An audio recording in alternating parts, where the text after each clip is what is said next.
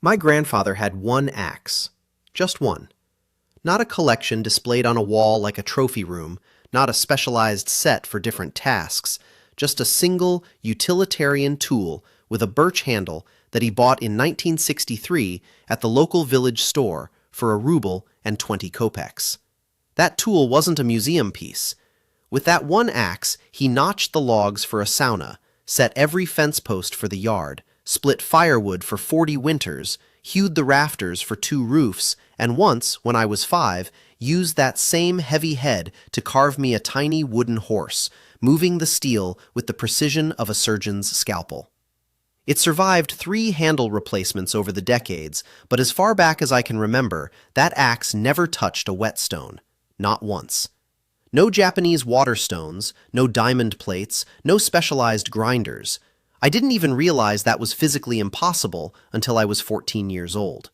We were working at our summer dacha, and I was struggling to split a knotty, frozen birch log that seemed more like solid iron than wood. The axe didn't bite, it just bounced off helplessly, leaving shallow, bruised dents in the bark. My grandfather watched for a minute in that heavy, judging silence old men have, then took the tool from my hands. He didn't say I was doing it wrong. He just looked at the edge, squinting in the afternoon light, and muttered, "You've spoiled the sting. Let's fix it." I expected him to head to the shed for the coarse emery block or the grinding wheel. Instead, he walked over to the woodpile, pulled out a straight, fresh birch log, and with one clean, effortless strike, split it right down the middle. He sat on an old churbak, a chopping block, and began methodically sliding the axe blade across the flat, fresh face of that birch split. It was a quiet, rhythmic sound. No grinding, no screeching of metal on stone, no sparks. Just a soft, hushed friction, the sound of steel being groomed by wood. A particular silence fell over the workshop, broken only by that soft shh, shh of the blade. After 3 minutes, he raised the axe, ran his thumb across the edge, not along it, but across it, the way a man who knows the price of metal does, nodded to himself, and handed it back. The edge didn't just cut the next log, it entered the wood as if it were warm butter. At the time, I convinced myself it was some kind of village magic. I figured a piece of wood couldn't possibly sharpen steel, that the axe had been sharp all along, and I just didn't have the knack. But that moment stayed with me, buried under 25 years of my own workshop practice. It took me decades of working 10-hour days, using every sharpening system on the market, from $5,000 Japanese sets to high-speed electric stations, to realize he wasn't performing a trick. He was applying a method based on fundamental physical principles that were standard practice for generations of masters, but which have completely vanished from our modern world. Why did it disappear? The answer is as cynical as it is simple. You can't sell a birch log. You can't brand it, you can't package it, and you can't put a subscription model on it. It's easy to sell a specialized stone or a motorized jig, so that's what the industry did. They replaced intuition and physics with consumerism. Today, I'm not just telling a story about my grandfather. I've reconstructed his methods step by step. I've spent the last year testing it on everything from old Soviet carbon steel to the most stubborn modern powder alloys, comparing the results against professional abrasives under a microscope. I'm going to explain exactly why, in certain critical situations, wood actually handles steel better than stone. I'll show you which species of wood can revive a dead edge and which ones are useless, and I'll share the critical mistakes I made when I first tried to replicate this. And at the very end, I'm going to show you that final bonus move my grandfather always did, a trick involving the very ground beneath his feet that gives a blade a level of edge retention I've never been able to achieve with any commercial honing compound. To understand the secret of the birch split, we have to strip away the marketing fluff and look at sharpening the way people did when their house, their warmth, and their very survival depended on the steel in their hand. We need to realize that the gap between us and the old masters isn't one of technology, but of understanding the material itself. We've become obsessed with the repair of a tool, grinding it back to life, while they were masters of maintenance, never letting the life leave the tool in the first place. To understand why my grandfather's method isn't just some rural improvisation, but a calculated engineering solution, we have to look back at the conditions that forged our craft. We live in a world where any problem can be solved by an Amazon delivery or a trip to the local hardware store. But 80 years ago, in the deep forests of the Russian north, around Vologda or Arkhangelsk, the logic was entirely different. A carpenter's workshop wasn't a gallery of disposable consumables. It was a space filled with material provided by the forest and tools that were expected to outlast the man using them. My grandfather and his peers worked in an environment of extreme scarcity regarding quality abrasives. A good natural whetstone was a treasure. It was expensive, heavy, and fragile. If you were out on a timber claim or deep in the woods framing a cabin, you didn't always have a stone in your pocket. But the work didn't wait for a trip back to the village. A carpentry artel, a labor collective, was only as fast as its slowest member. If your axe dulled while limbing frozen larch, you couldn't afford to spend 45 minutes grinding away at a stone. That was a catastrophic loss of both time and metal. The tradition I'm describing was born from the absolute necessity to extend the life of the tool. A modern electric grinder, or even a coarse bench stone, removes millimeters of steel every time you sharpen. If you work an axe hard for 5 years using those methods, you'll be left with a useless nub of steel. My grandfather's method, however, allowed him to keep the same axe head nearly identical in size for over 30 years of daily use. This is our first anchor point. The old masters valued their tools more than we do. Their techniques were designed for preservation, not consumption. They weren't sharpening in the modern sense, they were governing the edge. Years later, in a dusty bookstore in Vologda, I found a worn copy of a manual titled Carpentry Craft, published in 1926. In its yellowed pages, I found the technical validation for what I saw as a child.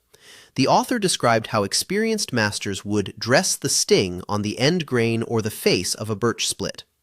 It wasn't even called sharpening. The term was pravka, meaning to set right or to straighten.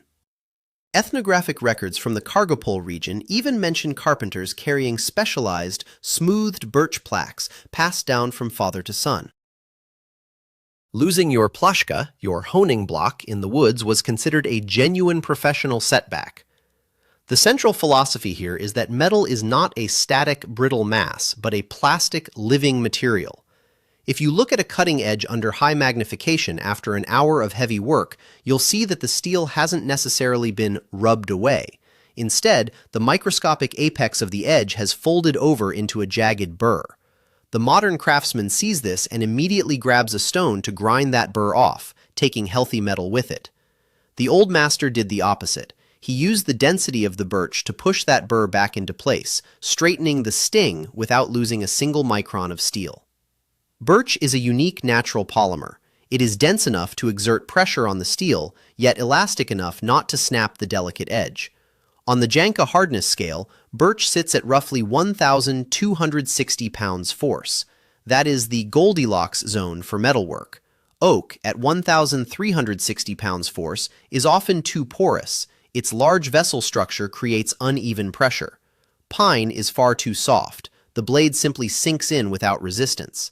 But birch provides that specific tactile feedback that forces the metal to flow back into an ideal wedge. We've lost this understanding because we've become slaves to the mirror finish. We spend hours chasing a reflective bevel on high-grit stones, only for that edge to fail the moment it hits dirty wood or a frozen knot.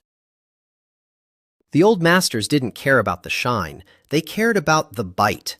They knew that if the axe started soaping, sliding off the wood instead of biting with that characteristic ringing sound, it was time to pull out the birch split. 3 minutes of work and the tool was back in the fight with zero loss of mass. We need to rediscover that boundary between sufficient sharpness and excessive polishing, because the latter is often the enemy of real work. Now, let's move into the marrow of the craft. To repeat my grandfather's method in your own shop, we have to break it down into the specific physical mechanics, from the way you select the tree to that subtle, tactile moment where the steel begins to hear the fibers. I've spent the last 18 months translating a master's intuition into a repeatable sequence, and I'm going to lay it out so there's no guesswork left. Technique 1. The selection and anatomy of the honing split. The first and most critical stage is what I call the preparation of the pravilny churbak, the correct honing block. My grandfather always said, "Not every tree favors the steel." He was right. We use fresh-cut birch, and the science behind that choice is fascinating. If we look at the microscopic structure of birch, we see an incredibly uniform distribution of fibers and high cell wall density. Unlike oak, which has large vessels that create potholes in the wood's surface, or pine, where the difference in hardness between early wood and late wood within a single growth ring is massive, birch is almost a homogeneous mass. My first mistake when trying to replicate this years ago was grabbing an old, gray, kiln-dried piece of firewood. The result was zero.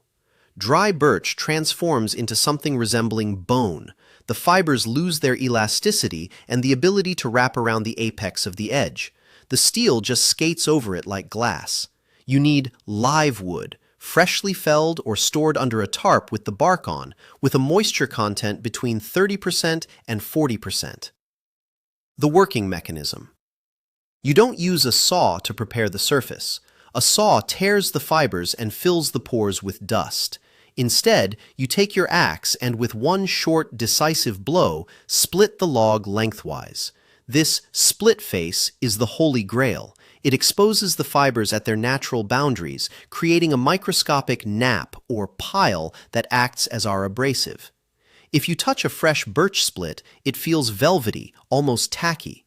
That tackiness is the friction we need to manipulate the metal. Technique 2. The geometry of the bite. This is where most modern woodworkers fail because we are trained to rely on jigs, protractors, and fixed angles. In this method, the angle is found through vibration. The setup. Sit on a low stump and wedge the birch split between your knees so the face is angled away from you at about 30 degrees to the horizon. Grip the axe not by the end of the handle, but near the middle, closer to the head. This gives you a shorter lever and better control over the weight. Place your left hand on the pole, the back of the axe, to provide a gentle, steady downward pressure. The working mechanism. Lay the axe blade flat on the wood. The entire primary bevel should be in contact. Slowly begin to lift the pole. You are looking for a specific sensation, the moment the edge stops sliding and starts to bite or telegraph through the handle. This usually happens just 1 or 2 degrees above the primary sharpening angle. If you lift too high, you'll start carving shavings, which actually dulls the tool. If you stay too low, you're just polishing the cheeks of the axe. That bite is the sweet spot where the wood begins to exert enough pressure to move the folded burr back into alignment. Technique 3. The hair combing stroke and burr management. In modern sharpening, we often use back and forth motions. On wood, that's a recipe for disaster. The motion must be strictly unidirectional, from the spine toward the edge, or away from you. The problem it solves.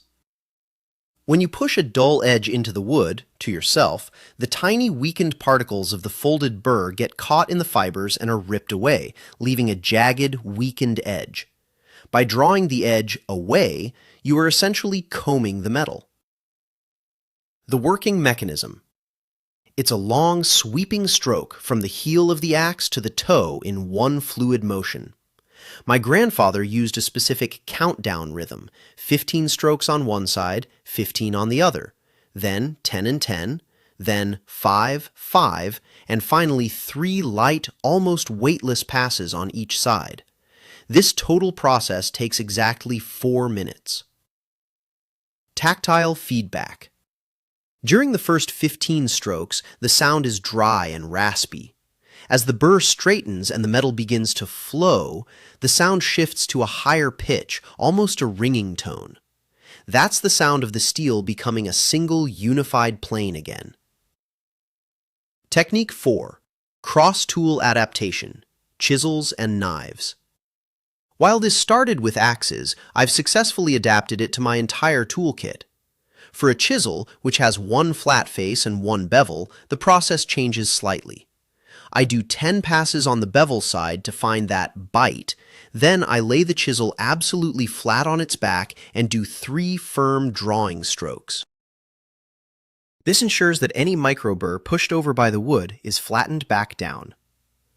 Material differences. I've found that old-school carbon steel, 1095 or similar, responds almost instantly to birch. Modern stainless steels, which are often more gummy or viscous due to high chromium content, require about double the repetitions, 30 passes per side, and a slightly drier split to create enough heat through friction to make the metal move. Technique 5. The clearing of the block. After about 50 or 60 passes, you'll notice the birch split looks dark and shiny. We call this glazing or salting. The wood pores have filled with microscopic steel particles, and the fibers have been crushed flat. The modern mistake. A modern person might throw the block away and get a new one. The master just refreshes it. Take the axe you've been working on and shave one paper-thin layer off the face of the split. This exposes a brand new layer of velvet fibers, ready to work again. One single birch log can provide you with months of daily honing surfaces. Comparison: the micro edge versus the mirror finish. When I put an axe sharpened on a 1000 grit waterstone under the lens, I see a landscape of deep, jagged canyons. These are stress points where the metal will chip when it hits a frozen knot. After the birch treatment, the edge looks different. It's not a mirror, it's a matte, dense finish. Through a process called nagortovka, or work hardening, the wood doesn't just cut the steel, it compresses it. By folding the burr back instead of grinding it off, you create a denser apex.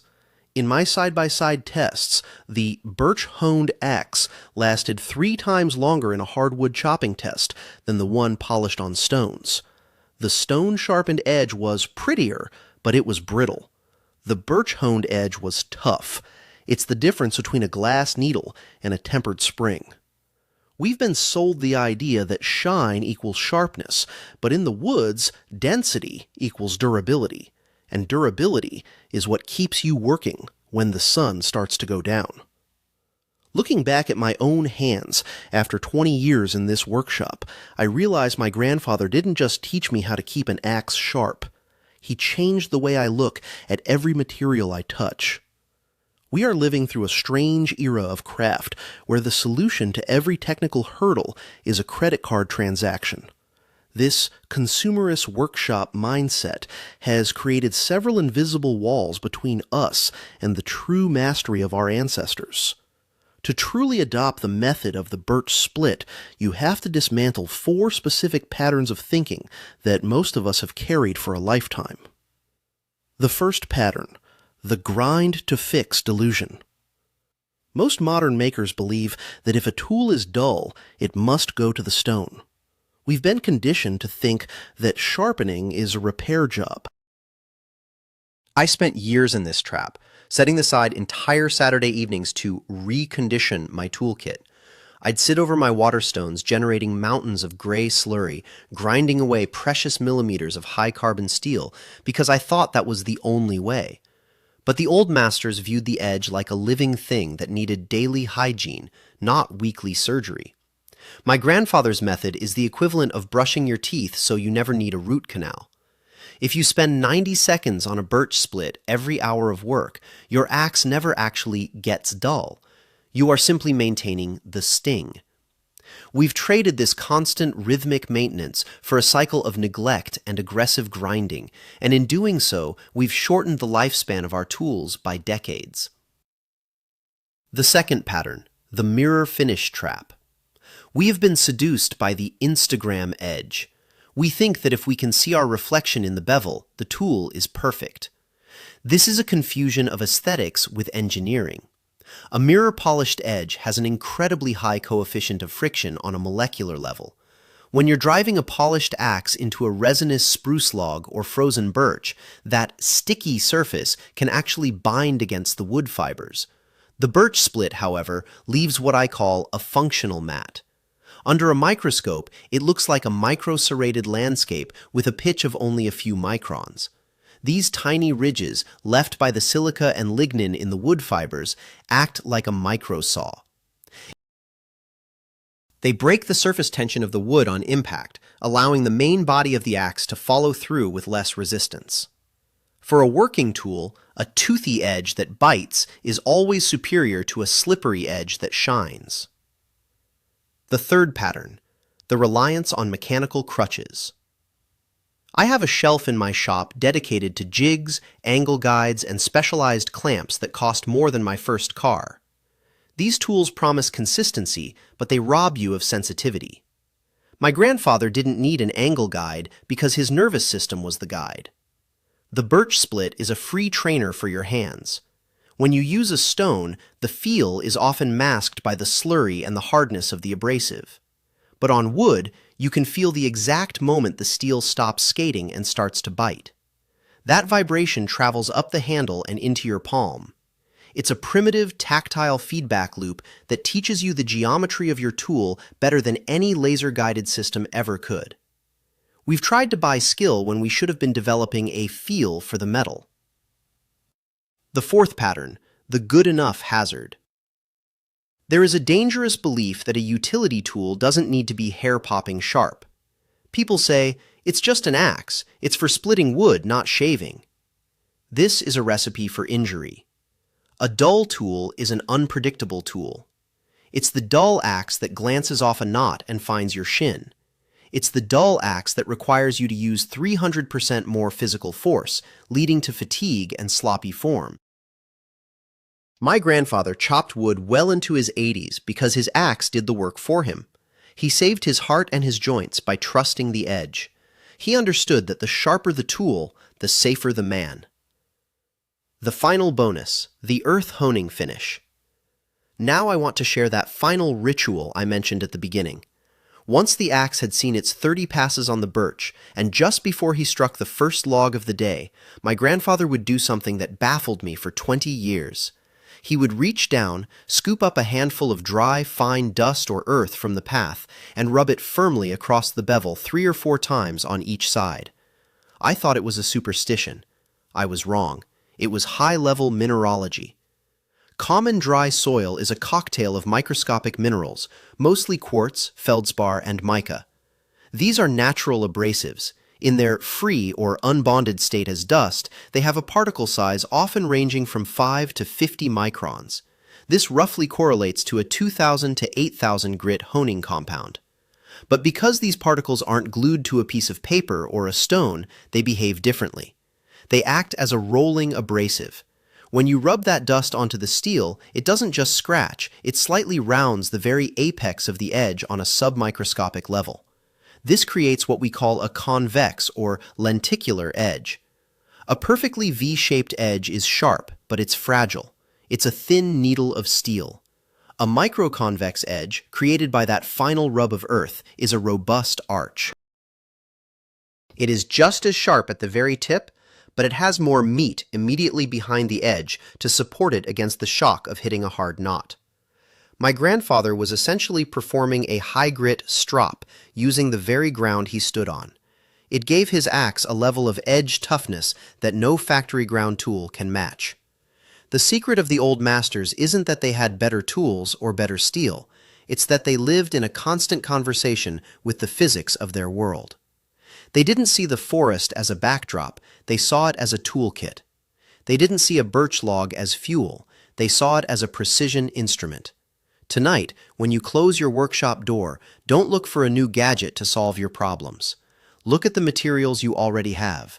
Go find a fresh piece of birch, feel the weight of the steel. Let the wood and the metal talk to each other. You might find that the best solutions aren't the ones you buy, but the ones you remember. See you at the workbench.